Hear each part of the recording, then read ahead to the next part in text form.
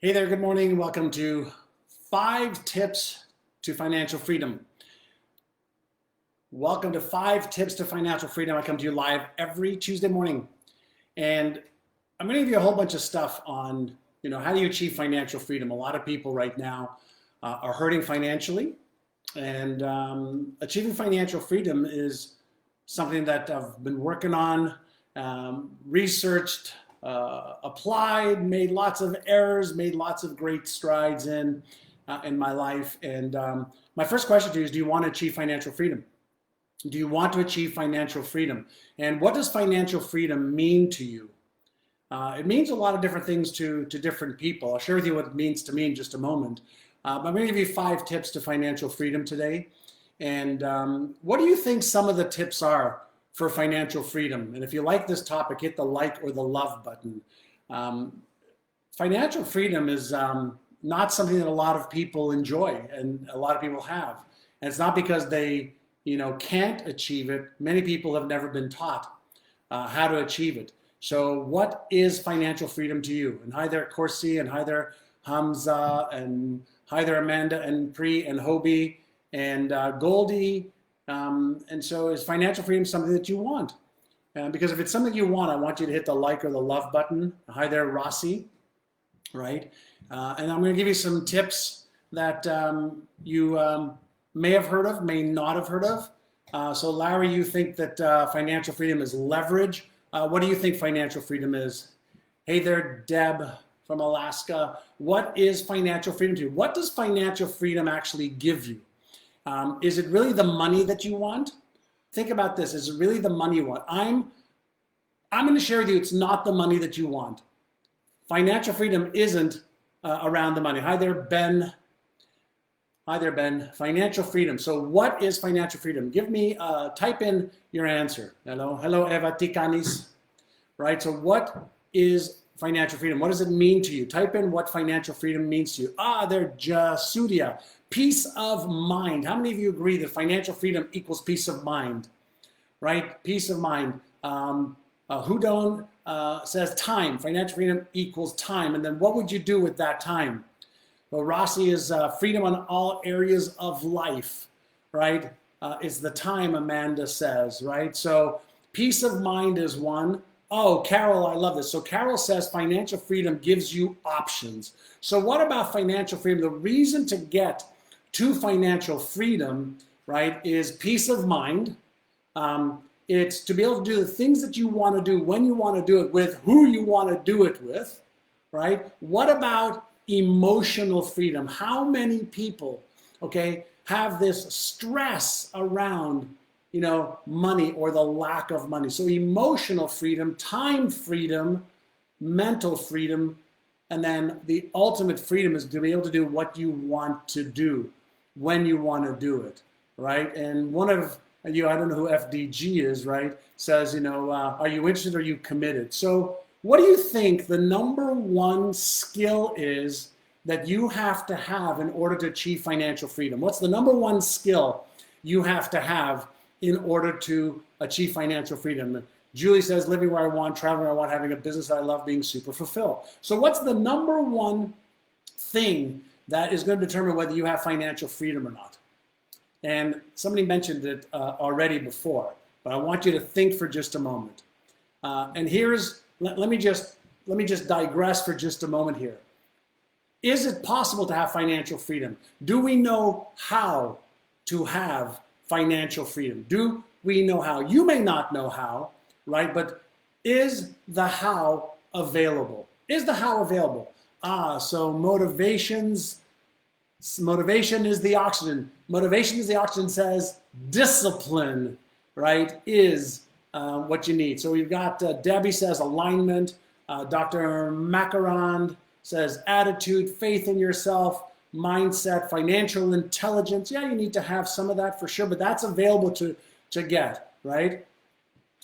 What if I said to you the number one thing you have to have if you want financial freedom is a commitment to financial freedom. I'm going to give you some tips in just a moment. If you had a commitment, okay, Let me share with you why I start off with commitment. This isn't one of the tips, by the way. It's one of the character traits that you need to have. Like, if you have commitment to doing whatever it takes to upgrade your knowledge, upgrade your skills, develop the self-image, the self-esteem, the strategies, the tactic, the timelines, the tools, the resources. If you have a commitment to financial freedom, is it possible for you to overcome any obstacle? Is it possible for you to overcome any obstacles? Give me a like or a love or type it. So if you have a commitment to it, then that is one of the keys, right? Does commitment also mean having the discipline for certain things? So I'm going to share with you the 5 tips in just a second. But if you're committed, then will you develop the certain disciplines that are required? I'm going to share with you 5 tips, but they all require discipline, right? They all require discipline. Let me share a story with you, and I'm going to give you the first tip. About 2 weeks ago, in one of my private consulting groups, I have a group of about 25 people who pay $25,000 each to be in a private group with me for 1 year. So those are the people that I mentor for a whole year. And yes, there's a time commitment. There's an investment, of money, $25,000 for a year. And we were doing a session on time, right? On time. And when I talk about time, here's what I asked everyone to do while we were on the call. I said to them, we were talking about money, specifically making money activities. Okay, pay close attention. We were talking about specifically making money activities. And I asked this group of 25 people, I want you to take a look at your calendar right now. And I want you to take a look at the last 5 days that you actually worked, either in your job or in your business. This happens to be business owners, but for those of you with a job, you can take a look at this. All right, I asked them, take a look at your, let's say 8 hours a day times 5 days is 40 hours a week. And let's say for a business owner, I asked them, between you and your employees, so if it's you, it's 40 hours. If it's another employee, it's 80 hours. If it's another employee, it's 120 hours. Out of the time that you had available, okay, to make money in your business, given that you have a lot of other things to do, okay, how many hours did you actually spend making money? Now, let me define something for you. There's a big difference between getting ready to make money and actually making money. Studying on how to make money is not making money. Getting a website ready is not making money. Reading is not making money. There are activities, whether it's income generating activities, okay, that cause you to exchange your product, service, knowledge, or skill with somebody else where they're exchanging money with you. And so I asked him, how many people did you get in front of that could exchange money with you? Money making activities. And it was all over the place. It was 15% of my time, 25% of my time, 40, 50% of the time was the highest, which also happened to be the person in the group that's actually making the most amount of money. So your first tip, 5 tips for achieving financial freedom is first of all, do you know what your highest income producing activities are? Do you know what your highest income producing activities are? Because the first tip to financial freedom is earning more money, right? So you have to have an inflow of money, right? So how many hours did you spend or do you spend earning money? Now, if you have a job, you're probably spending, X number of hours working for your boss. But if you want to make more money, then how many more hours did you invest on income producing activities? So tip number 1 is get very, very, very clear on what are your income producing activities, so that you know that when you do X, Y, or Z for 1 hour or 3 or 4, you are at your highest income earning potential for that hour or that half a day. Does that make sense? If that makes sense, give me a like or a love. and that is that most people don't think of their time the way I do, right? There is no such thing as time management. The only thing you can do is manage what you do in time. And so if you want financial freedom, a percentage of your time has to be invested deliberately on income producing activities. So if you're a business owner, you better figure out what are the income producing activities, all right, that I have to do as a company, and how many hours am I doing that? All right, so you have to figure out what are my highest income producing activities. Number 2, you want financial freedom. What are your highest impact producing activities? So there's high income producing activities to earn money, but then there are high impact activities. Somebody type this in, okay? I must focus on. Somebody type this in. I must focus on. Come on, I'm going to wait until somebody types it in. I must focus on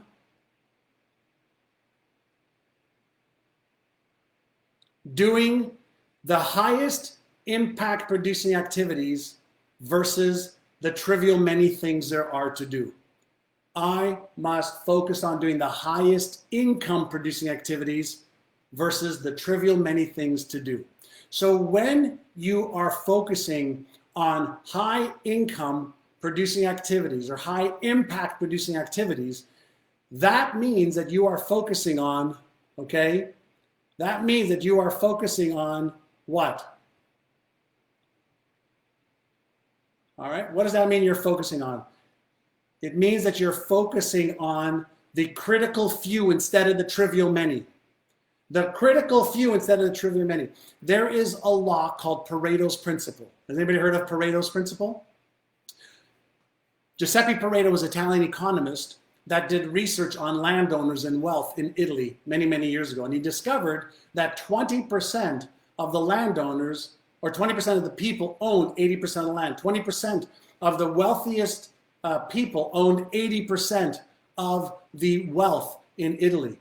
And that 80-20 rule, the 20% rule of focusing on the 20% of the things that'll get you 80% of the way there, holds true on daily productivity. It holds true on sales teams. It holds true on the activities you do in your relationship. It holds true on the number of clothes that you wear out of your closet. You wear 20% of your closet over and over and over and over again. You use 20% of your shoes over and over and over again. You meet with the same 20% of all your friends over and over and over and over again. The 20% represents the critical few versus the trivial many. So the key for you is, do you know what your critical few are? Do you understand your own critical few versus the trivial many? Now, if you, like me, I have kids, a wife, mother-in-law, father, sister, brother, businesses, investments. I'm busy. I'm busy with health, wealth, relationships, career, but I'm busy.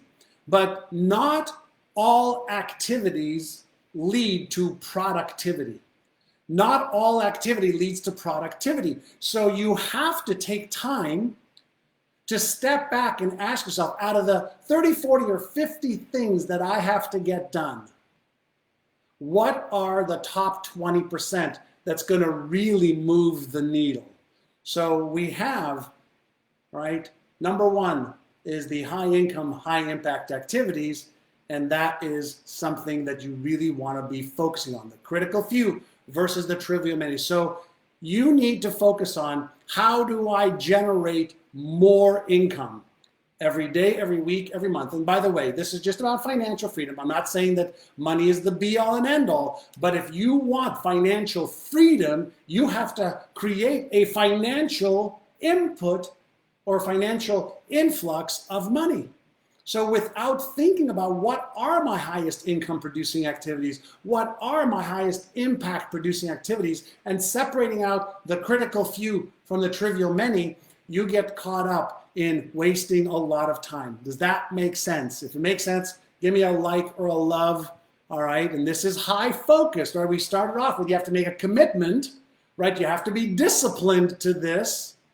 And Jim Rohn said you're either going to pay the price of discipline or you're going to pay the price of regret. Discipline weighs ounces, regret weighs tons. Which do you want to do? If you want to be financial free, it requires discipline and commitment. And then you need to do the right things. So the first thing you got to do is you got to focus on generating income. Okay? If you like this, do me a favor and share this, pay it forward. Ready for tip number 2? I'm going to try and give you more than 5 tips, but 5 tips seem like a good thing to put, at the beginning of this. So let's go to tip number 2. High income, high impact is part of tip number 1.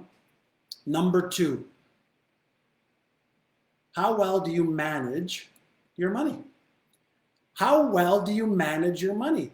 So skill 1 is earning money, but skill 2 is managing money.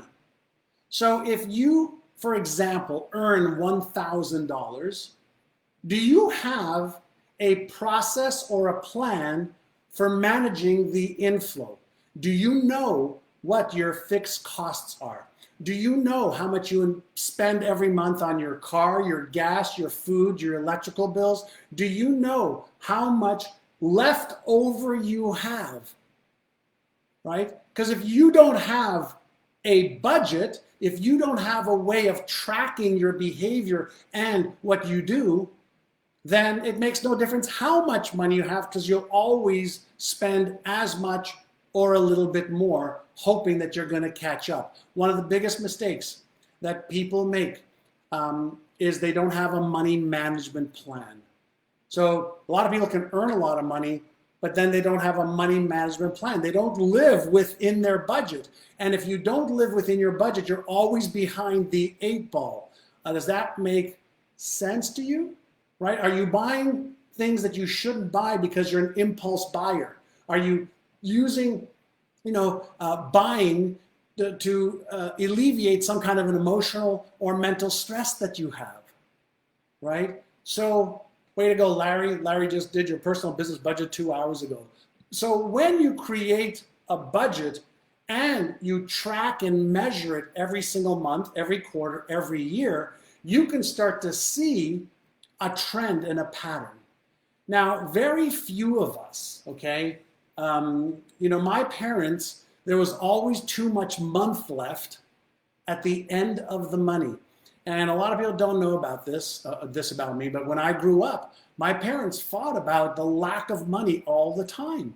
And I hated the screaming and the arguments because there was no money, to enjoy some of the nicer things in life, like maybe dinner out at another place other than Kentucky Fried Chicken. And so there was always stress and tension. And it wasn't because my father didn't make a lot of money. He was a cab driver and he made cash, but he would spend it without any budget or consideration for the future.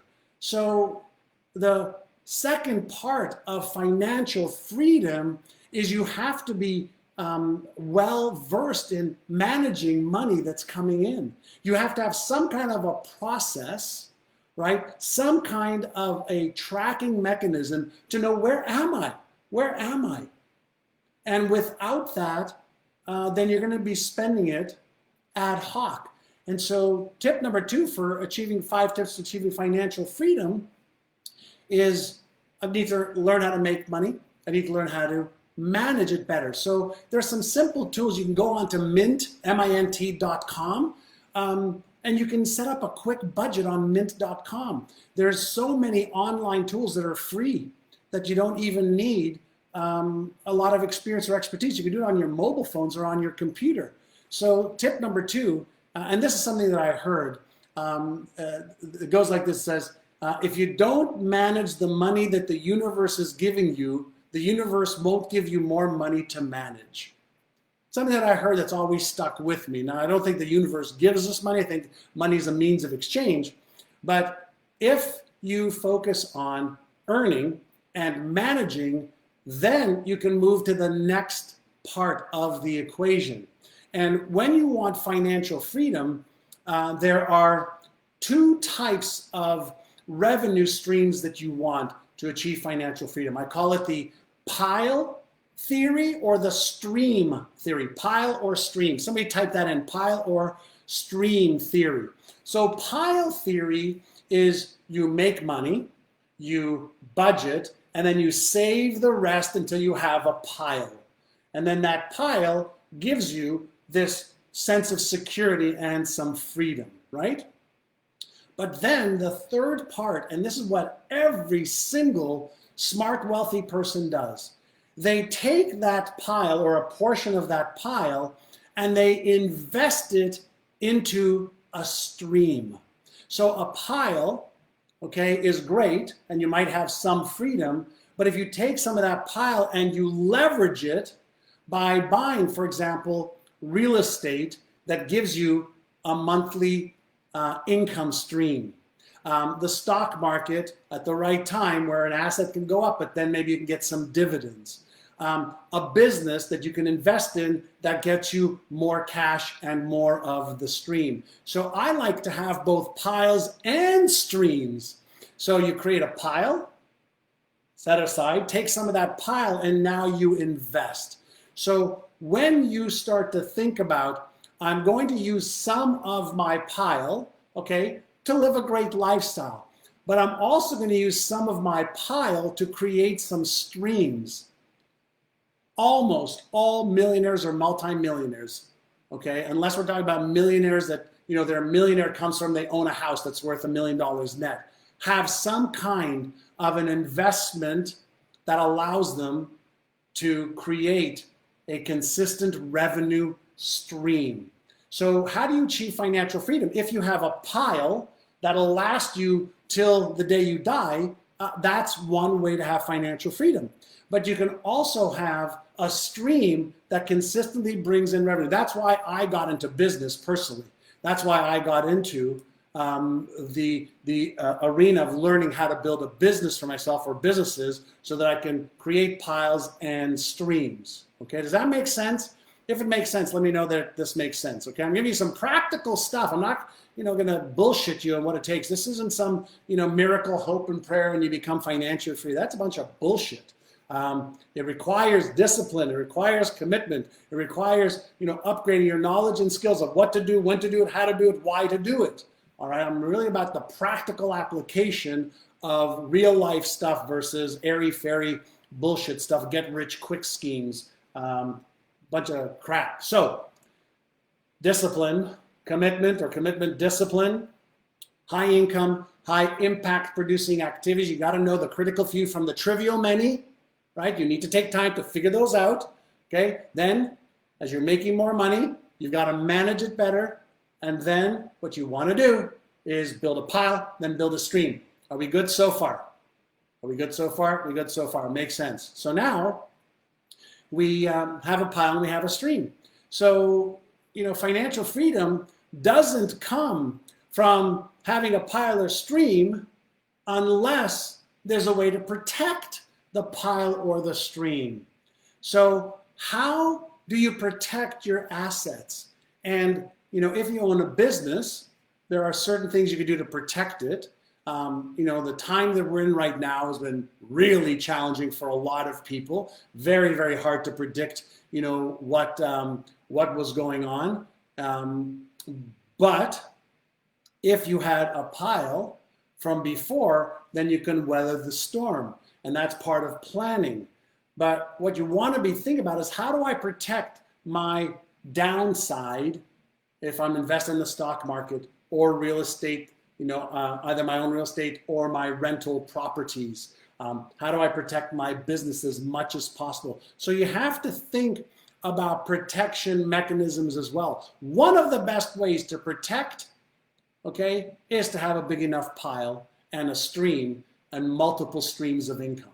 So when we talk about financial freedom, protecting my financial freedom, as you're building, okay, your financial freedom plan, you have to diversify.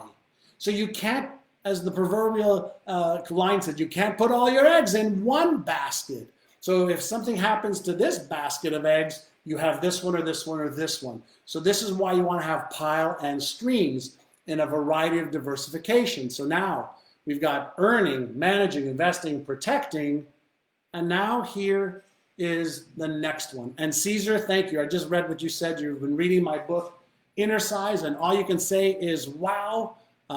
Thank you. I'm glad you like the videos as well. Thank you, Caesar. So now let's talk about something that a lot of people don't like to talk about. Debt. Debt. It's a pillar of our lives. We have credit cards to borrow money, to buy stuff, and to pay at the end of the month, hopefully. We can get bank loans. There's debt. Now, here's where most people get into problems. If they don't do number one and number two properly, earn more than they spend and manage what they have, they accumulate debt. Now, here's the problem with bad debt. There's good debt and bad debt, okay? Bad debt. So bad debt is when you can't pay off your credit cards, and now you're paying 10, 12, 15, 18, 20% interest on balances. But you're not just paying 20% interest on balances. Let's say you owe $1,000 at 20%. After the first month, you owe $1,200. But the second month, you're now paying 20% on $1,200. So the interest starts to accumulate way too fast. It's called the law of compounding interest. So if you are spending more than you're earning and you're using high credit or high interest debt and you're not paying that down, then you are getting a snowball effect down a hill very, very rapidly. So the fifth tip is you have to get rid of your debt as quickly as possible. Get rid of bad debt. Okay, bad debt is 8, 10, 12, 15%, 20% interest. So you have to have a debt reduction strategy. So if you're earning and you're managing, forget about investing and protecting right now, you have to get rid of your debt as quickly as possible so you have excess cash and you don't have the mental and emotional and psychological stress of debt. Okay? So you don't want the emotional, mental, and psychological stress of debt, because then it makes it harder to earn more money because you need those attention units. Now there's good debt. So when you can, let's say, borrow money at 0 or 1 or 2 or 3% as loans are available right now, and you can invest that back to strategy 3, now you can create leverage where you're investing at 3% or you're borrowing at 3%, and then you can make the difference. Now, I want to leave you with just one thought. There is a huge problem in people's understanding the difference between investing, speculating, and gambling. Huge difference. Investors make decisions based on logic and skill and understanding patterns. Speculators are a combination of between gamblers and investors. They're speculating based on some facts. Gamblers hope and pray that my friend's business is going to skyrocket and I'm going to become a millionaire. Friends or people invest in a stock that they read about in the newspaper or the bus driver told them they should invest in because it's gone up 20% this week. Stop being a gambler with your money. Stop gambling, okay? Speculate only if you know the rules and invest for the long term instead of the short term, okay? So, how was today's session? Those are some powerful 5+ tips on how you can become financially free. If you don't want to do it, stop just hoping and praying that somehow it's going to happen. That's bullshit. It's just going to frustrate you. You'll never achieve it. And if you're hoping that you're going to win the lottery, then just use the damn lottery and don't do anything else. But this is what it takes if you really want financial freedom. Stop the bullshit thinking and ideas and the drug of choice is hopium, right? And so there's your 5 tips. Enjoy it, quick, powerful, every Tuesday right here on this station.